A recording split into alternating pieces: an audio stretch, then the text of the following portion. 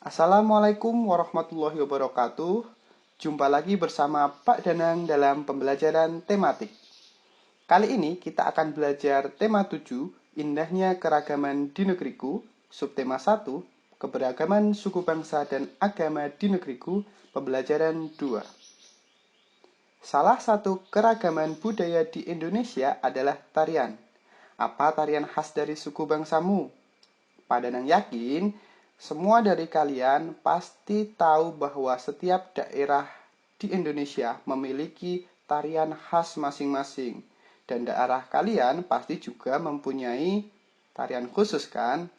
Nah, ternyata saat penari memeragakan suatu tarian, penari kadang bergerak ke kiri, ke kanan, maju, mundur, atau bergerak membentuk lingkaran. Jika digambarkan, seolah-olah ada satu garis imajiner yang dilalui penari selama menyajikan satu tarian. Ternyata, gerakan tersebut disebut dengan pola lantai gerak tari. Pola lantai gerak tari sendiri itu ada beberapa macam contohnya. Yang pertama, yaitu penari bergerak melalui garis lurus ke depan. Seperti gambar A, penari dari belakang akan mengikuti arah panah maju ke depan. Kemudian, penari bergerak melalui garis diagonal. Garis diagonal itu sedikit menyamping. Kemudian, ada juga penari bergerak melalui garis horizontal, seperti gambar C. Kemudian ada juga penari bergerak melalui garis diagonal, seperti gambar D. Ada juga penari bergerak melalui garis lurus ke depan, seperti gambar E. Dan juga penari bergerak melalui garis lingkaran. Sehingga pergerakan yang dilakukan penari seperti contoh di atas merupakan bentuk pola lantai dari gerak yang dilalui oleh penari. Selain pola gerak, dalam sebuah tarian juga ada bentuk pola lantai yang dibuat oleh formasi penari. Nah, formasi ini dibuat ketika ada lebih dari satu penari. Berikut ada beberapa contohnya. Di beberapa gambar ini, kita berikan contoh, misalnya ada 5 orang penari. Pada gambar A, formasi penari membentuk pola lantai diagonal.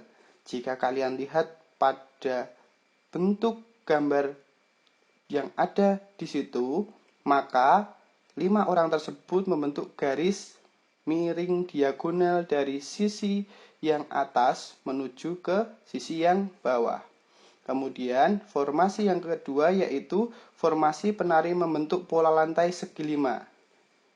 Jika kalian lihat pada gambar B dan kalian menghubungkan menggunakan sebuah garis, maka akan membentuk sebuah bangun datar yaitu segi 5. Kemudian yang ketiga ada formasi penari membentuk pola lantai garis lurus ke depan. Nah, pada formasi ini penari sejajar dan membentuk sebuah garis yang lurus. Yang keempat yaitu atau yang kedua, formasi penari membentuk pola lantai zigzag. Hampir seperti huruf Z ya teman-teman. Kemudian yang E, formasi penari membentuk pola lantai lingkaran. Jika kalian lihat pada gambar dan kalian coba menghubungkan menggunakan garis, maka akan terbentuk seperti sebuah lingkaran. Dan yang terakhir, penari bergerak melalui garis diagonal. Nah, hampir sama dengan yang pertama, bedanya ini penaris menghadap ke belakang. Contoh-contoh gambar di atas merupakan bentuk pola lantai yang dibuat oleh formasi penari. Pasti masih banyak lagi contoh formasi yang dapat dibentuk sesuai dengan jumlah penari dan jumlah panggungnya. Ketika kalian belajar tentang tari, pasti tidak lepas dari elektronik. Nah, elektronik sendiri itu ternyata digerakkan oleh listrik. Kemarin kalian telah membaca tentang listrik statis dan listrik dinamis. Apa sih listrik statis dan listrik dinamis itu? Yang pertama, listrik statis. Listrik statis itu artinya listrik yang tidak mengalir atau diam. Listrik ini biasanya ada pada benda-benda di sekitar kita. Kalian bisa mencobanya dengan cara seperti berikut. Ada beberapa contoh gambar ya. Yang pertama yaitu menggunakan balon. Ketika kalian menggosokkan balon ke atas rambut, maka ada beberapa rambut yang ikut terangkat. Itu merupakan contoh listrik statis. Atau kalian menggosokkan penggaris, bisa yang dari besi atau dari plastik, tapi akan lebih mudah ketika kalian menggunakan penggaris yang dari plastik, digosokkan ke rambut atau kain wol, kemudian ditaruh di atas sobekan kertas kecil-kecil, maka kertas yang kalian taburkan tadi akan menempel pada penggaris. Atau kalian bisa mencoba menggunakan sisir yang ada di rumah kalian. Sama seperti menggunakan penggaris, cobalah sisir rambut kalian, kemudian dekatkan dengan sobekan-sobekan kertas kecil, maka kertas-kertas kecil tadi akan menempel pada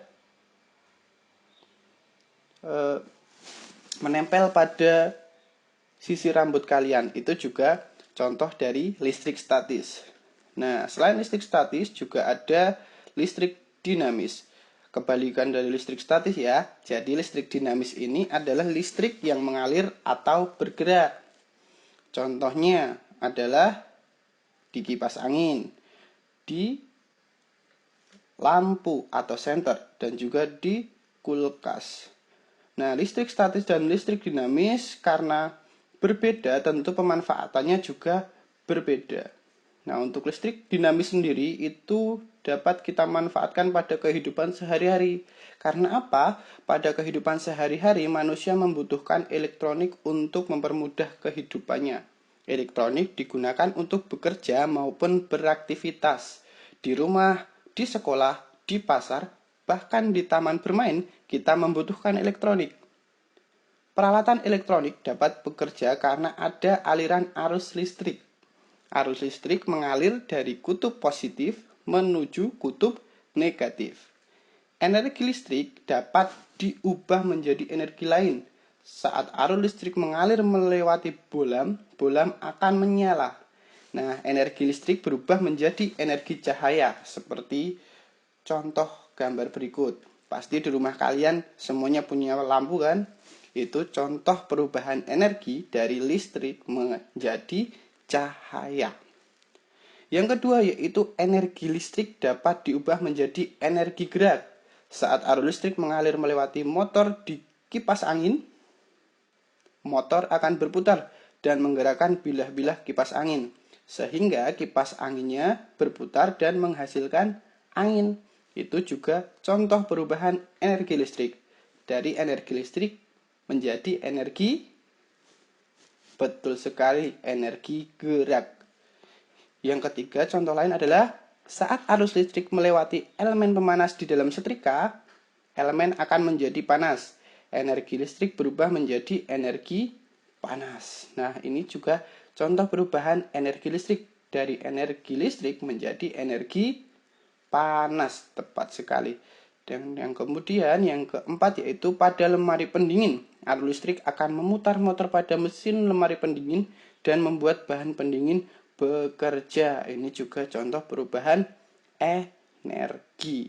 Nah, ternyata dalam kehidupan sehari-hari kita memanfaatkan listrik dalam kesehariannya dan itu membantu kita untuk bekerja, beraktivitas, dan melakukan kegiatan sehari-hari. Hari ini kita telah belajar apa saja? Ya, yang pertama yaitu pola lantai gerakan tari. Tadi ada pola diagonal, ada melingkar, ada horizontal, dan masih banyak lainnya. Kemudian kita juga telah belajar tentang listrik statis dan listrik dinamis. Dan yang terakhir adalah perubahan energi. Nah, Pak Danang harap semuanya paham dan mengerti tentang materi hari ini ya.